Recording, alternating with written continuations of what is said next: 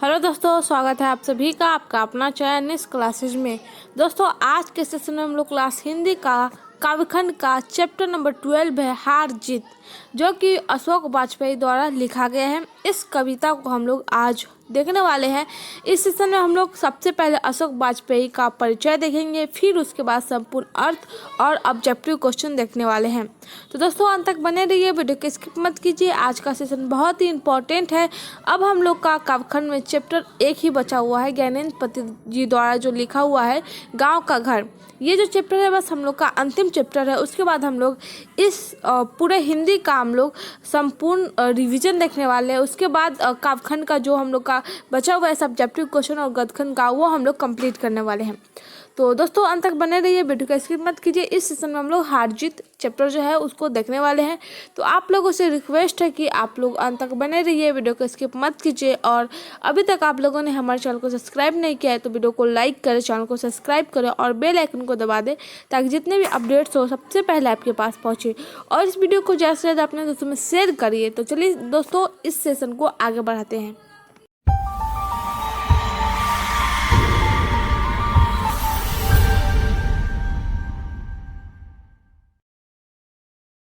तो देखते हैं सबसे पहले अशोक वाजपेयी जी का परिचय। तो इनका जन्म जो है वो 16 जनवरी 1941 ईस्वी में हुआ है। अभी तक इनकी मृत्यु नहीं हुई है। अभी तक कोई भी अप टू डेट्स नहीं आया है कि इनकी मृत्यु हुई है या नहीं। तो हम लोग मान करके चलते हैं कि इनकी मृत्यु नहीं हुई है। तो इनका जन्म जो है वो 16 जनवरी 1941 ईस्वी में दुर्ग छत्तीसगढ़ में, जन्म स्थान का है दुर्ग छत्तीसगढ़ में हुआ था। तो इनकी जन्म जो है वो 16 जनवरी 1941 ईस्वी में, जन्म स्थान दुर्ग छत्तीसगढ़।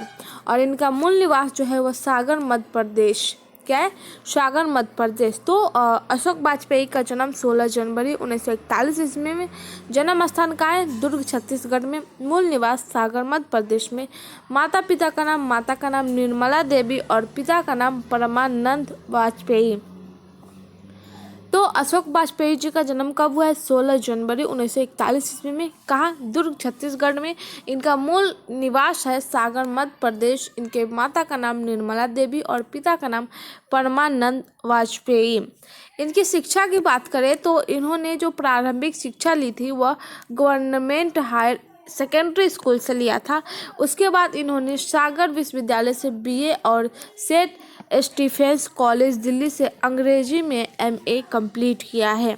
इनकी प्रारंभिक शिक्षा गवर्नमेंट हायर सेकेंडरी स्कूल, मतलब इनकी प्रारंभिक शिक्षा हुई थी, और सागर विश्वविद्यालय से इन्होंने बीए किया है और सेंट स्टीफेंस कॉलेज दिल्ली से इन्होंने अंग्रेजी लैंग्वेज में एमए किया है, अंग्रेजी में एमए किया है। तो इनकी ये जो शिक्षा के बारे में दिया हुआ है, ये इनकी शिक्षा है, प्रारंभिक शिक्षा का है गवर्नमेंट हायर सेकेंडरी स्कूल, और बीए इन्होंने कंप्लीट किया है सागर विश्वविद्यालय से, और इन्होंने एमए कंप्लीट किया है अंग्रेजी में सेंट स्टीफेंस कॉलेज दिल्ली से।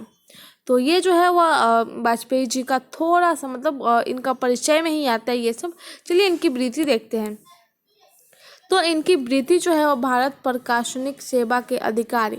इन्होंने भारत प्रशासनिक सेवा के अधिकारी रहे हैं। कई महत्वपूर्ण दायित्वों का निर्वाह भी किया है। महात्मा गांधी अंतर्राष्ट्रीय हिंदी विश्वविद्यालय के प्रथम कुलपति पद के सेना निवृत्त भी रह चुके हैं। तो इनकी वृत्ति क्या क्या है? ये जो है वो भारतीय प्रशासनिक सेवा के अधिकारी रहे हैं, कई महत्वपूर्ण दायित्वों का निर्वाह भी किया है, और महात्मा गांधी अंतर्राष्ट्रीय हिंदी विश्वविद्यालय के प्रथम कुलपति पद के सेवानिवृत्त हुए हैं। इनकी संपत्ति की बात करें तो दिल्ली के शहर स्वतंत्र लेखन, ये जो है वह संप्रति इनकी क्या है, दिल्ली में रह करके इन्होंने स्वतंत्र लेखन किया है। तो कवि के बारे में हम लोगों ने क्या क्या देखा कि इनकी जन्म जो है वह 16 जनवरी 1941 ईस्वी में दुर्गपुर छत्तीसगढ़ में हुआ है। इनका मूल निवास जो है वह सागर मध्य प्रदेश में है। इनकी माता का नाम निर्मला देवी और पिता का नाम परमानंद वाजपेयी है। इनकी प्रारंभिक शिक्षा गवर्नमेंट हायर सेकेंडरी स्कूल से हुआ है। इन्होंने इन्होंने बीए कंप्लीट किया है सागर विश्वविद्यालय से और एमए कंप्लीट किया है दिल्ली से। दिल्ली में कौन से कॉलेज से? तो सेंट सेंट स्टीफेंस कॉलेज से। इनकी वृत्ति की बात करें तो इन्होंने जो है वो भारतीय प्रशासनिक सेवा के अधिकारी रह चुके हैं, कई महत्वपूर्ण दायित्वों का निर्वाह भी किया है। महात्मा गांधी अंतर्राष्ट्रीय हिंदी विश्वविद्यालय के प्रथम कुलपति के सेवानिवृत्त भी रह चुके हैं। इनकी संप्रति की बात करें तो ये जो है वो दिल्ली में रह करके स्वतंत्र लेखन, मतलब इन्होंने दिल्ली में रह करके अपने लेखन पे ज़्यादा फोकस कॉन्सेंट्रेट किया है। सम्मान, इनको बहुत सारे सम्मान दिए गए हैं। कुछ सम्मान आप लोगों के बुक में दिया गया है। पहला है साहित्य अकादमी पुरस्कार, इन्हें साहित्य अकादमी पुरस्कार देकर के सम्मानित किया गया है। दयावती मोदी कवि शेखर सम्मान भी दिया गया है। फ्रेंच सरकार का officer of the order of arts and letters, French सरकार का officer of the orders of arts and letters 2005, ये भी इसे भी देकर के इन्हें सम्मानित किया गया है। अगला है पोलिश सरकार का officer of the order of crust 2004, ये भी देकर के इन्हें सम्मानित किया गया है। तो इन्हें जो है वह लगभग 4 जो है वह सम्मान दिए गए हैं। कौन कौन से? पहला है साहित्य अकादमी पुरस्कार, दयावती मोदी कवि शेखर सम्मान, फ्रेंच सरकार का officer of the order of arts and letters 2005, Polish सरकार का officer of the order of crust 2004, ये सब जो है इन्हें सम्मान दिया गया है। इनकी कृतियाँ की बात करें तो इन्होंने जो है वह कविता संग्रह, आलोचना बहुत सारे लिखे हैं, और आपके बुक में जो दिया गया है वो कुछ और दिए गए हैं कृतियाँ। तो पहला जो कृतियाँ की बात करें तो इन्होंने जो है वह 3 दर्जन के लगभग मौलिक एवं संपादित कृतियाँ प्रकाशित की है। 3 दर्जन, 1 दर्जन में 12 होते हैं तो 3 दर्जन में क्या हो गए? 1 दर्जन में 12 है तो 3 दर्जन में क्या हो गए? 36 लगभग इन्होंने 36 के लगभग 36 के अंक में मौलिक और संपादित कृतियाँ जो है वह इनकी प्रकाशित हुई है। तो इनकी कृतियाँ की बात करें तो लगभग इन्होंने 3 दर्जन तक इनकी कृतियाँ जो है वो प्रकाशित हुई है। कृतियाँ की बात करें तो यहाँ पे ले सकते हैं कि अब शहर अब भी संभावना है, शहर अब भी संभावना है, ये इनकी कृतियाँ है। एक पतंग अंत में, अगर इतने से तत्पुरुष कहीं नहीं वही, बहुरी अकेला, थोड़ी सी जगह, घास धूप का आकाश, अवनियों अभी कुछ और, समय के पास समय, इबारत के गिरी मात्राएं, कुछ रफू कुछ थिगरे, उम्मीद का दूसरा नाम, विविक्षा दुख चिट्ठी रसा है। तो ये सब जो है वह इनकी क्या है? कविता संग्रह है। कौन कौन से कविता संग्रह है? शहर अब भी संभावना है, एक पतंग अंत में, अब अगर इतने से, तत्पुरुष कहीं नहीं वही, ये मोस्ट इम्पोर्टेंट है, ध्यान में रखिए, कहीं नहीं वही, बहुरी अकेला, थोड़ी सी जगह, घास धूप का आकाश, अवयव अभी कुछ और, समय के पास समय, इबारत से गिरी मात्राएं, कुछ रफू कुछ थिगरे, उम्मीद का दूसरा नाम, विवक्षा और दुख चिट्ठी रसा है। ये सब जो है वह इनके द्वारा लिखा हुआ कविता संग्रह है। क्या है? कविता संग्रह। तो अशोक वाजपेयी जी ने कृतियाँ जो लिखी है उनमें लगभग 3 दर्जन के आसपास मौलिक और संपादित कृतियाँ जो है वो क्या है? प्रकाशित हुई है, पब्लिश हुई है। और इन्होंने कुछ कविता संग्रह लिखी है, तो जो कि आप लोग को मैंने ऑलरेडी बता दिया है। अब देखते हैं इनकी आलोचना। आलोचना में है फिलहाल, कुछ पूर्वग्रह, समय से बाहर, सीढ़ियाँ शुरू हो गई है, कविता का गल्प, कवि कह गया है। ये सब क्या है? ये सब जो है वो इनकी आलोचना है। कौन कौन से? फिलहाल, कुछ पूर्वग्रह, समय से बाहर, सीढ़ियाँ शुरू हो गई है, कविता का गल्प, कवि कह गया है। ये क्या है? आलोचना है। आगे बढ़ते इनकी संपादित जो कृतियाँ है वह है तीसरा साक्ष्य, साहित्य विनोद, कला विनोद, पुनर्वसु, कविता का जनपद। ये सब क्या है? संपादित कृतियाँ हैं।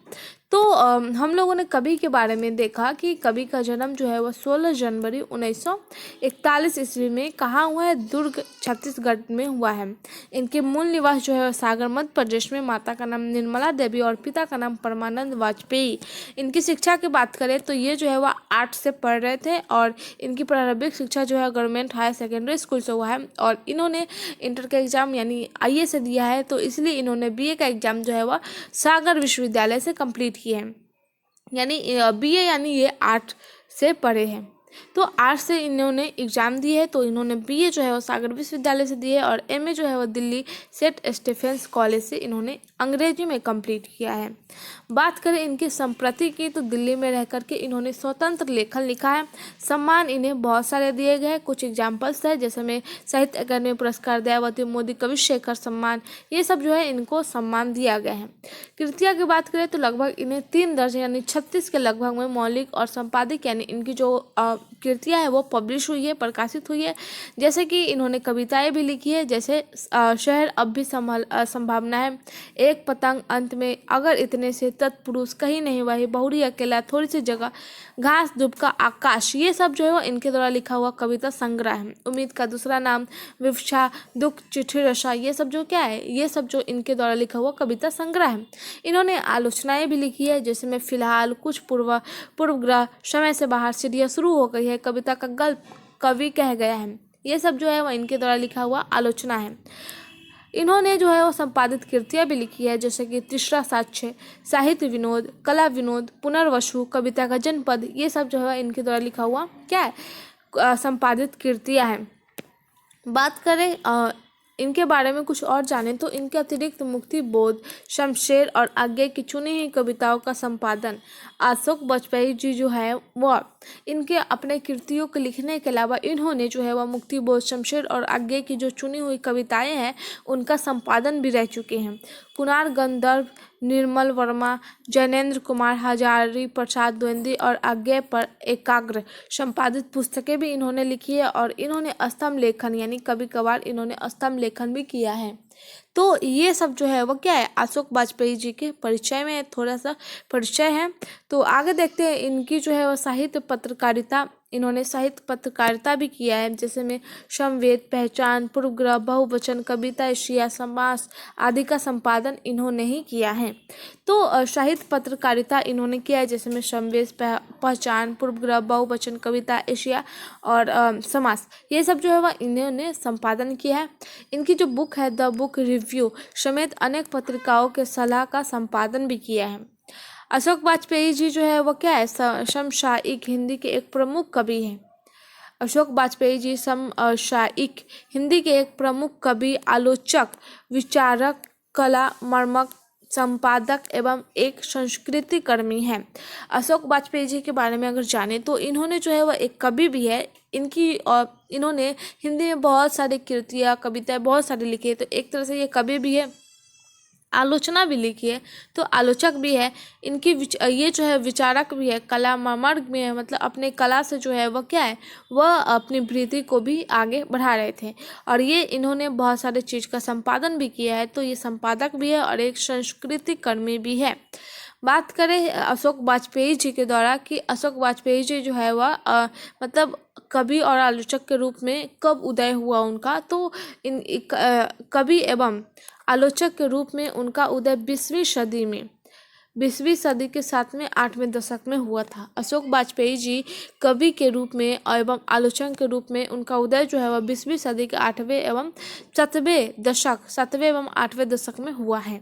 तो हम लोगों ने जो है वह अशोक वाजपेयी जी का क्या है, अशोक वाजपेयी जी का परिचय जो है वह कंप्लीट कर चुके हैं। अब हम लोग देखते हैं कि हार जीत जो चैप्टर है उसका भावार्थ, हार जीत चैप्टर है उसका भावार्थ देखते हैं। तो चलिए देखते हैं। तो हार जीत चैप्टर में जो दिया गया है कि हार जीत चैप्टर क्या है, हार जीत चैप्टर जो है वह अशोक वाजपेयी जी द्वारा लिखा हुआ है। उसमें जो है वह हार जीत के बारे में बताता है कि जीत है तो खुशियाँ मना रही है, हार है तो दुखियाँ मना रही है, तो उसी के बारे में दिया हुआ है। चलिए उसका हम लोग भावार्थ देखते हैं। तो वे उत्सव मना रहे हैं, सारे शहर में रोशनी की जा रही है, वे उत्सव मना रहे हैं, उत्सव यानी खुशियाँ मना रहे हैं। सारे शहर में रोशनी की जा रही है। उन्हें बताया गया है कि उसकी सेना और रथ विजय प्राप्त कर लौट रहे हैं। नागरिकों में से ज़्यादातर को पता नहीं है कि किस युद्ध में उनकी सेना और शासक गए थे, युद्ध किस बात पर था, पर भी यह भी नहीं कि शत्रु कौन था, पर वे विजय पर मनाने की तैयारी में व्यक्त हैं। मतलब ये जो पंक्ति है इसको समझते हैं। तो लिखने का तरीका आप लोग को ऑलरेडी मालूम होगा, तो फिर भी आप लोग के लिए बार बार लेकर के आ जाते हैं ताकि आप लोग को प्रैक्टिस बना रहें। तो देखिए, प्रस्तुत पंक्ति हमारे पाठ्य पुस्तक दिगंत भक्तु के गद्य कविता हारजीत से ली गई है। इसके कवि अशोक वाजपेयी जी हैं। यह कविता अशोक वाजपेयी जी की कविता संकल्प कहीं नहीं वहीं से ली गई है। इसमें कवि बताते हैं कि हमारे देश की जो नेता हैं, जो शासक वर्ग है, वो भली भांति जनता को बेवकूफ़ बनाते हैं। ये जो पंक्ति है हार जीत, इसमें जो है वो क्या है, ये कहीं नहीं वहीं से ली गई है। इसमें कवि बताना चाहते हैं कि हमारे देश के जो लीडर होते हैं, नेता होते हैं, वो जो शासक वर्ग होते हैं, वो भली भांति जनता को लूटता है, जनता को क्या करता है, बेवकूफ़ बनाता है। इसमें कवि कहते हैं कि नागरिकों को पता नहीं कि किस युद्ध में उनकी सेना और शासक यानी राजा गए थे। ये जो इस पंक्ति में बोला गया है कि नागरिक को पता नहीं है कि किस युद्ध में उनकी सेना और शासक यानी राजा गए थे। जो नेता लोग जो खुशियाँ मना रहे हैं, तो जनता को नहीं पता कि किस खुशी में वो खुशियाँ मना रहे हैं, लेकिन जो नेता है वो खुशियाँ मना रहे हैं। तो नागरिकों को पता नहीं है कि किस युद्ध में उनकी सेना, उसके राजा शासक गए थे, किस युद्ध और मतलब युद्ध किस बात पर था। यह भी पता नहीं जनता को कि युद्ध किस बात पर था, किस युद्ध में उसकी सेना और राजा गए थे। वे ये भी नहीं जानते कि शत्रु कौन था। जनता को ये भी नहीं पता कि उसके दुश्मन कौन थे। उन्हें बस इतना बताया गया कि इतना पता है कि उनकी सेना और रथ विजय प्राप्त कर लौट रहे हैं। बस जनता को बस इतना पता है कि जो नेता के जो सेना है वो रथ विजय प्राप्त करके आ रहे हैं। इसी खुशी में जो है वह विजय पर्व मना रहे हैं, जिसका वे उत्सव यानी विजय पर्व मना रहे। कौन मना रहे? नेता लोग। और इसमें जनता को क्या बताया गया है? जनता को बस इतना बताया गया है कि उसकी सेना और रथ विजय प्राप्त करके आ रहे हैं। जनता को ये भी नहीं पता कि किस युद्ध पर जो है वह क्या, किस युद्ध में उनकी सेना गए थे, किस बात पे युद्ध था और उसके दुश्मन कौन है। बस उन्हें इतना बताया गया है कि उसकी सेना जो है वह विजय प्राप्त करके आ रहा है। इसी खुशी में विजय पर्व मना रहे हैं और उनकी तैयारी में व्यस्त हैं। और उनकी तैयारी में क्या है? जनता व्यस्त है। सारे शहर में रोशनी की जा रही है, सारे शहर में लाइटें वाइटें दिया हुआ सब जलाया जा रहा है, इसी खुशी में कि उनकी जो सेनाएं हैं विजय प्राप्त करके आ रहे, उसी खुशी में उनके स्वागत में ये सब किया जा रहा है कि उनकी सेना जो है वह विजय प्राप्त कर लिया है। उसकी खुशी में जो है वह सारे शहर में लाइटिंग वाइटिंग का काम चल रहा है। अर्थात सारे शहर में इस बात को फैलाया जा रहा है। बस यही है कि हारजीत जो चैप्टर है इसमें नेता के बारे में बताया गया है कि वे उत्सव मना रहे हैं। वे यानी नेता जो है वो उत्सव मना रहा है, लेकिन किस बात से मनाया जा रहा है ये नहीं पता। सारे शहर में रोशनी की जा रही है, लेकिन किस बात से रोशनी की जा रही है? उत्सव मना रहे हैं, रोशनी की जा रही है, ये इतना तो पता है कि सिर्फ उनका सेना जो है वो विजय प्राप्त करके आ रहा है। उन्हें बताया गया कि उनकी सेना और रथ विजय प्राप्त करके लौट रहे हैं, बस इतना ही बताया गया। लेकिन नागरिकों, जनता को, लोगों को पता नहीं है कि किस युद्ध में उनकी सेना और शासक गए थे, किस युद्ध में उनकी सेना और राजा गए थे, किस युद्ध किस बात पर था, कौन सा कारण था जिस पर लड़ाई हुई। यह भी नहीं पता कि शत्रु कौन था, यह भी नहीं पता कि उनके दुश्मन कौन हैं। पर वे विजय पर्व मनाने की तैयारी में व्यस्त है। जनता क्या है? वो विजय पर्व मनाने में व्यस्त है। उन्हें जो है वो नेता चूना लगा रहा है, उन्हें धोखा, बेवकूफ़ बना रहा है। तो चलिए नेक्स्ट पंक्ति देखते हैं। अगला पंक्ति कि उन्हें सिर्फ इतना पता है कि विजय हुई है, उनकी विजय हुई है। बस इन्हें सिर्फ इतना पता है कि इनकी विजय हुई है। उसमें उसकी ये अवश्य आशय क्या है यह भी स्पष्ट नहीं हुआ। किसकी विजय हुई, सेना की कि शासक की, नागरिकों की? किसी के पास पूछने का अवकाश नहीं है। मतलब जनता को जितना बताया गया उतना ही में वो खुश है। उन्हें इससे कुछ मतलब नहीं है कि उनकी विजय की हुई है, सेना की हुई है, शासक की हुई है या फिर नागरिकों की हुई है। ये पूछताछ करने का क्या अवकाश ही नहीं है। तो कभी कहते हैं कि किसकी विजय हुई है, शासक की या नागरिकों की, ये भी पता नहीं है। जनता को कुछ नहीं पता। हमारे देश के जो नेता है वह कभी अपनी हार नहीं मानते हैं। वो जनता को हमेशा अंधेरे में ही रखता है। हमारे देश के जो नेता है वो कभी हार नहीं मानता। वो जो है वह जनता को अंधेरे में रखता है, बेवकूफ़ बनाता है। वो जो है वह लोग जनता के आंखों में धूल झोंकते हैं। और किसी ने यह जानने की कोशिश ही नहीं की कि किस बात पे जो है वह युद्ध हुआ था, किस बात पे जो है वह मतलब विजय प्राप्त हुई है और किससे लड़ाई हुई है और उसका शत्रु कौन है, दुश्मन कौन है, ये भी नहीं पता जनता को। जनता को तो फुर्सत ही नहीं है पूछने का, जानने की कोशिश ही नहीं किया कि किस बात पे खुशियाँ मनाई जा रही है। भाई बताओ हमको कि रोशनियाँ क्यों करी जा रही है ये। लेकिन जनता जो है वो व्यस्त है, लाइटिंग वाइटिंग करने में, दिए हुए जलाने में मस्त है। वो बहुत खुश है भाई, आई तो पार्टी है। वो बहुत खुश है कि भाई आज तो पार्टी, आज तो हम लोग मज़ा में है, आज हम लोग को तो तरह तरह के पकवान खाने को मिलेंगे, विजय प्राप्त हुई है ना। क्या जरूरत पूछने का कि किस मतलब किस युद्ध में गए थे, किससे लड़ाई थी, किस बात पर लड़ाई थी, शत्रु कौन था, क्या जरूरत है पूछने का। तो जनता जो है वह क्या है, पूछने की कोशिश भी नहीं करते। तो चलिए आगे देखते हैं। अगला पंक्ति है कि नागरिकों को नहीं पता कि कितने सैनिक गए थे और कितने विजयी वापस आ रहे हैं। खेत रहने वाले की सूची अप्रकाशित है।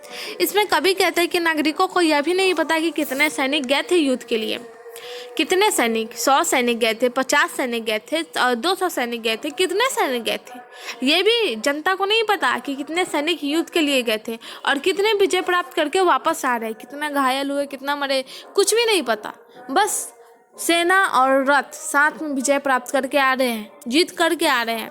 मरने वाले की सूची क्या है, अप्रकाशित है, कुछ नहीं पता कितना लोग मरा है, कितना लोग जख्मी हुआ है, कुछ नहीं पता। बस इतना पता है कि युद्ध में गए थे और सैनिक युद्ध से जीत करके आ रहे हैं। किस युद्ध में गए थे भाई, कुछ नहीं पता। अर्थात अभी ये भी नहीं पता कि कितने सैनिक मारे गए हैं, अर्थात ये भी नहीं पता कि क्या है, कितने सैनिक टपक गए, कुछ नहीं पता। तो कवि कहते हैं कि नागरिकों को कुछ नहीं पता है कि कितने सैनिक युद्ध में गए थे, कितने विजय होकर के वापस आए, मतलब जीत करके आए, और कितने मरे, मरने वाले की कोई सूची नहीं बनाई गई, कितना अभी तक नहीं पता कि कितने सैनिक मारे गए। तो ये सब जो है वो क्या है, जनता के आंखों में नेता लोग धूल झोंक रहे हैं और जनता इस धूल को हटाने की कोशिश भी नहीं कर रहे हैं। वो जो है वो जानने की कोशिश भी नहीं कर रहे, बस उस खुशियाँ में विजय पर मनाए जा रहे हैं। आगे है कि सिर्फ एक बूढ़ा मशक वाला है जो सड़कों को खींचता हुआ कहा जा रहा है कि हम एक बार फिर हार गए हैं। सिर्फ एक बूढ़ा मशक वाला है जो सड़कों को खींचते हुए कह रहा है कि हम एक बार फिर हार गए, और गाजे बाजे के साथ जीत नहीं, हार लौट रही है। उस पर कोई ध्यान नहीं देता है, और अच्छा यह है कि उस पर सड़कें खींचने भर की जिम्मेवारी है, सच को दर्ज करने या बोलने की नहीं है। जिन पर है वे सेना के साथ ही जीतकर लौट रहे हैं। तो इसमें कवि कहते हैं कि चमड़े के थैली में रखने वाला सिर्फ एक बूढ़ा व्यक्ति है कि वो जो है वो क्या है, वो यही कहता है कि हम फिर से जीते नहीं हैं, हम फिर से हार गए हैं, और गाने बाजे के साथ जो है वो जीत नहीं लौट रही है, हमारी हार लौट रही है। क्या लौट रही है, हमारी हार लौट रही है। कभी कहते हैं कि अच्छा है कि उस बूढ़े व्यक्ति पर बस सड़क खींचने भर की जिम्मेवारी है।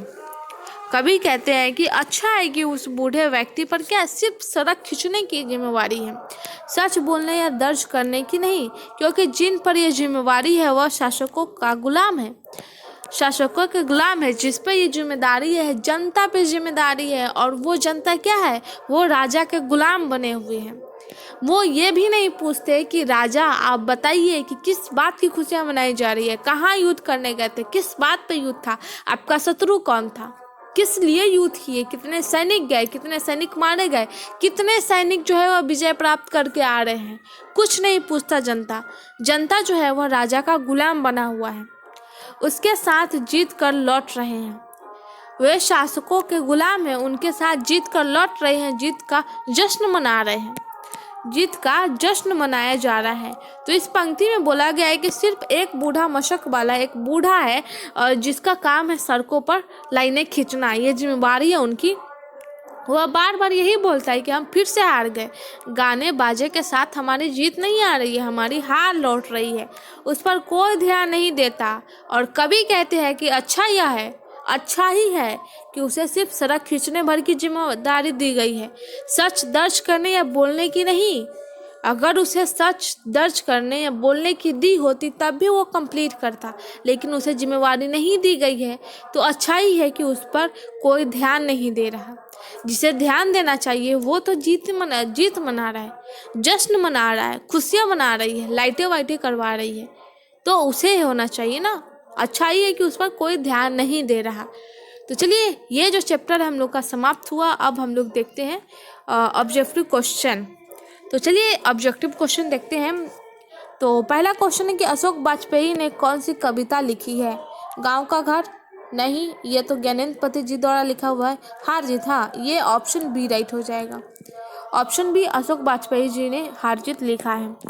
क्वेश्चन नंबर 2 है कि अशोक वाजपेयी का माँ का नाम क्या है? तो अशोक वाजपेयी जी का माँ का नाम निर्मला देवी है। ऑप्शन सी राइट है। क्या है? ऑप्शन सी, अशोक वाजपेयी जी के माँ का नाम निर्मला देवी है। क्वेश्चन नंबर 3 है कि अशोक वाजपेयी का जन्म कहाँ हुआ है? तो दुर्ग, छत्तीसगढ़ में। कब हुआ है? 16 जनवरी 1941 में। ऑप्शन बी राइट हो जाएगा। क्वेश्चन नंबर 4 है कि हार जीत कविता वाजपेयी के लिए कविता संकल्प से ली गई है। किस कविता संकल्प से ली गई है?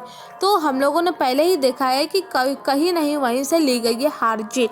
तो ऑप्शन क्या राइट होगा? ऑप्शन ए राइट होगा। क्वेश्चन नंबर 5 है कि अशोक वाजपेयी ने किस विश्वविद्यालय से बीए किया है? तो इन्होंने जो है वो सागर विश्वविद्यालय से बीए किया है और दिल्ली विश्वविद्यालय से क्या है? एमए किया है, वो भी अंग्रेजी में। तो हम लोग का राइट आंसर ऑप्शन डी हो जाएगा। क्वेश्चन नंबर 6 है कि अशोक वाजपेयी ने किस कॉलेज से एमए किया है? तो सेंट स्टेफेंस कॉलेज, दिल्ली से। क्या है? ऑप्शन बी राइट है। क्वेश्चन नंबर 7 है कि अशोक वाजपेयी को कौन सा सम्मान या फिर पुरस्कार नहीं प्रदान किया गया है? तो इन्हें जो है वह ऑप्शन क्या राइट हो जाएगा? ऑप्शन सी है कि पहला सम्मान नहीं दिया गया, बाकी ये 3 जो है वह राइट है। क्वेश्चन नंबर 8 है कि अशोक वाजपेयी ने किस विश्वविद्यालय के कुलपति रह चुके हैं? तो ये जो है वह महात्मा गांधी अंतर्राष्ट्रीय हिंदी विश्वविद्यालय के कुलपति रह चुके हैं। तो ऑप्शन बी राइट हो जाएगा। क्वेश्चन नंबर 9 है कि हारजीत कविता को उत्सव कौन मनाया जा रहा है? हारजीत कविता के जो है वो शासक दल यानी राजा के दल, नेता के दल जो है वो क्या उत्सव मना रहे हैं और जनता जो है वो उसकी खुशियां में शामिल है। क्वेश्चन नंबर 10 है कि हारजीत कविता कैसी है? हारजीत कविता जो है वो कैसी है? तो ये जो है वो गद्य कविता है। कैसा है? गद्य कविता। तो ऑप्शन बी राइट है। क्वेश्चन नंबर 11, हारजीत कविता में किसका प्रश्न उठाया गया है? हारजीत कविता में किसका प्रश्न उठाया गया है? तो हार का। किसका है? तो हार का। ऑप्शन बी राइट है, इसमें प्रश्न उठाया गया है हार का। क्वेश्चन नंबर 12 की कौन सी वाजपेयी की रचना नहीं है? तो इस क्वेश्चन का राइट आंसर जो हो जाएगा वह हो जाएगा ऑप्शन सी, सब कुछ होना बचा रहेगा। सब कुछ होना बचा रहेगा ये इनके द्वारा लिखा हुआ नहीं है। तो ऑप्शन सी राइट हो जाएगा। तो चलिए नेक्स्ट क्वेश्चन देखते हैं। क्वेश्चन नंबर 13 है कि कौन सी रचना अशोक वाजपेयी की है? तो ये जो है वो उम्मीद का दूसरा नाम, ये इन्हीं के द्वारा लिखा गया ये कविता संग्रह है। ये मुकुल, त्रिधारा, टूटी हुई, बिखरी हुई, ये सब जो है वो इनके द्वारा लिखा हुआ नहीं है। क्वेश्चन नंबर 14 कि एक पतंग अंत में किसकी रचना है? तो अशोक वाजपेयी का। ऑप्शन ए राइट है। क्वेश्चन नंबर 15 कि कौन सा काव्य संग्रह अशोक वाजपेयी द्वारा रचित नहीं है? अगर इतने में, अब शहर अब भी संभावना है, गंगा तट, इनके द्वारा नहीं लिखा हुआ है। तो ऑप्शन सी, समय के पास समय, ये भी है, ये भी है, ये भी है। तो ऑप्शन सी जो है वो राइट है। तो दोस्तों आज का सेशन यहीं तक है। आई होप ये सेशन आप सबको पसंद आया है। वीडियो पसंद आए तो लाइक करें, चैनल को सब्सक्राइब करें और बेल आइकन को दबा दें। और प्यारे साथियों कमेंट में बताइए ये सेशन आप सबको कैसा लगा। तो आज के लिए बस इतना ही, धन्यवाद।